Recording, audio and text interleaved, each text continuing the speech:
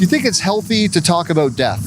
Absolutely, I think it's healthy. It's inevitable. It's going to happen, so you might as well prepare for it. Yes, you should talk about it. You should plan ahead because once you're gone, it's too late. It comes to us all at some stage. Has to be faced into. I feel like the great equalizer. Yeah, for sure. I think talking about it and considering it is better than denial. I do. I believe it's healthy to talk about it because it's inevitable. I worked in long-term care. It happened. I talk to families about it. It's a lot easier if you know what's going to happen. Oh yeah, I'm actually a big fan of the death positive movement. I think it's mentally and spiritually healthy to talk about death. Yeah, I've already gotten my burial plot and I've made arrangements. I'm all set to go.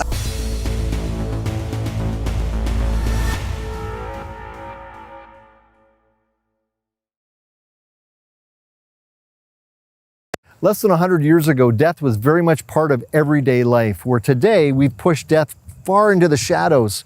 Some people would say too dismal, too dark, why talk about death? Or others would say talking about death actually enhances your life. Better to be prepared, better to be healthy.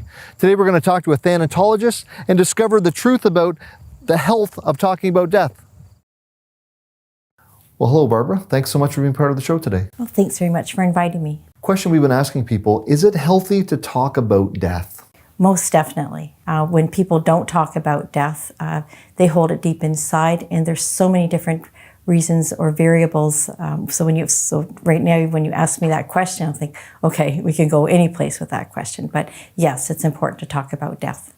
In your experience, you've come across people that would be terrified of death. But yet you have a story you told me about the dynamic of that sort of changing from notification of death to acceptance of death. Could you share that story? Yes, sure. Well, several years ago, I had gone away with a friend, and anyway, long story short, she was from out of town, and her dad was dying, and so she went to the hospital. He'd been in there for a while, and she's the middle of many children.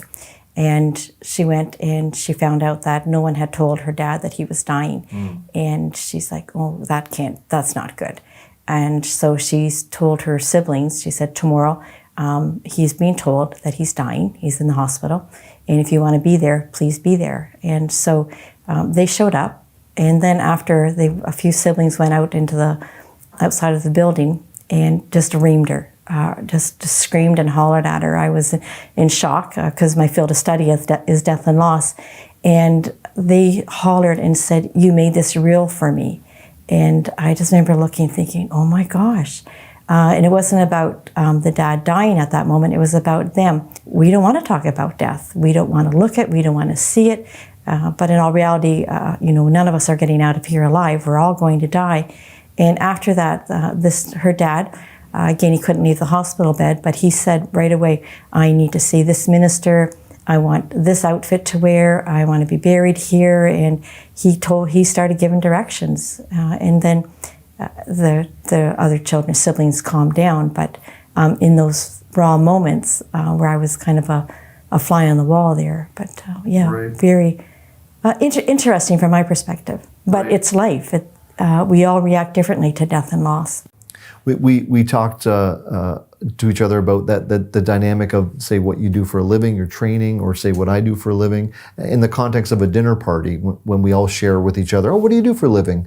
And then we share with that. It often can cut either way, can it? Yes, yeah. I was talking to a coworker recently and also talking with you, and said one time when you meet up with people and you tell them what you're doing, and I'm a Phaneontologist, so study of death and loss, and a grief counselor, and they're like, oh, so it's either like, okay, and they're gone, or it's like, oh, and then they start telling you their stories, or which that's fine, because again, people need to talk about death and loss. That's right. But it's one girl said, I think she said she's a flower arranger or something, instead of telling people exactly what she does because they disappear on her. But right. And you've had those experiences. Yeah. People are either very interested in that, finally I can ask these questions, or turn on the heel and no thanks. Yeah. So it does cut both ways. Can you define what a Phaneontologist is?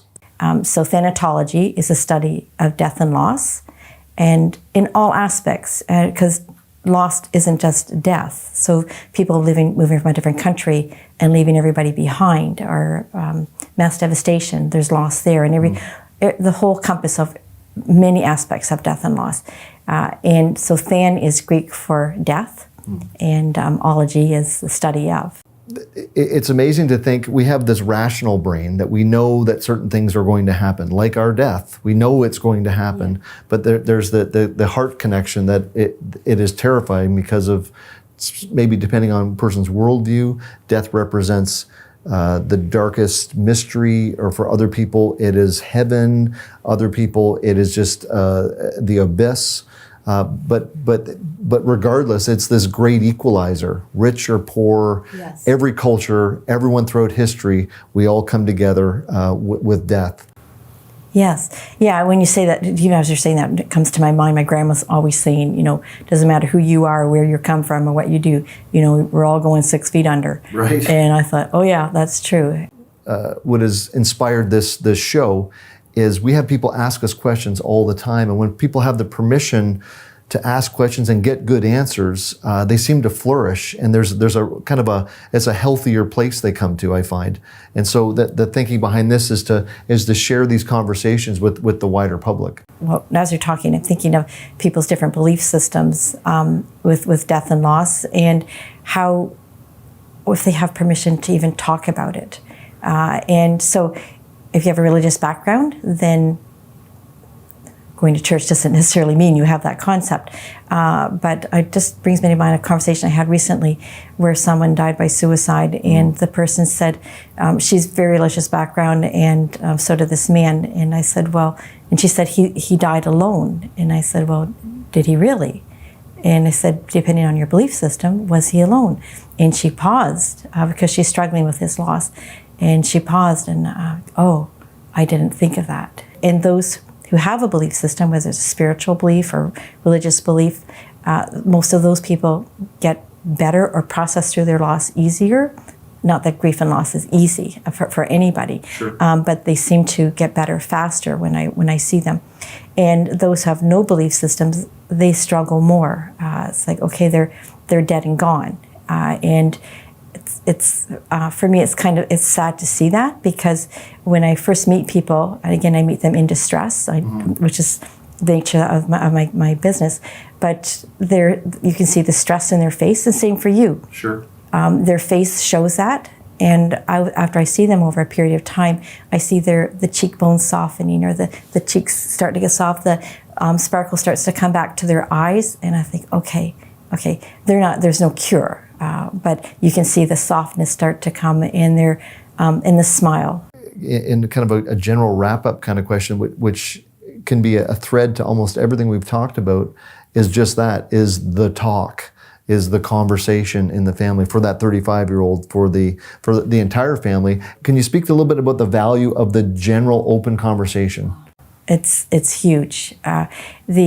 And again, with my background, I'm sure my family members is kind of, oh, here we go again. She's going to talk about that.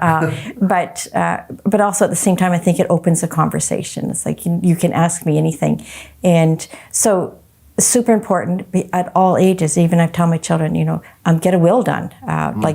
You don't know when you're going. No, we don't. None of us know when we're going. So get a will done. Is it easier to talk about death and loss before it happens? And or even talking about your own death. It's like, would you want to know if you were going to die, or would you just want? I said, well, I just want to go to sleep and not wake up. Yeah, I know, in a perfect world. But who has these conversations? And we don't, because of the fear. And what do we talk about? A death-denying society. Sure. But having those conversations ahead of time, opposed to when a loss occurs, when you have to make final decisions, there's the emotional component of that is lessened when you're having it sooner. Invite your family over for supper. You might want to get them there for supper first, and then we're having the conversation. So it sounds like what you're saying is death is very much part of life. Yes. Yeah. Yes. Exactly. Yeah. Well, Barbara, thank you so much for your time. You've brought so much to our first show, and we can't thank you enough. Thanks very much for inviting me.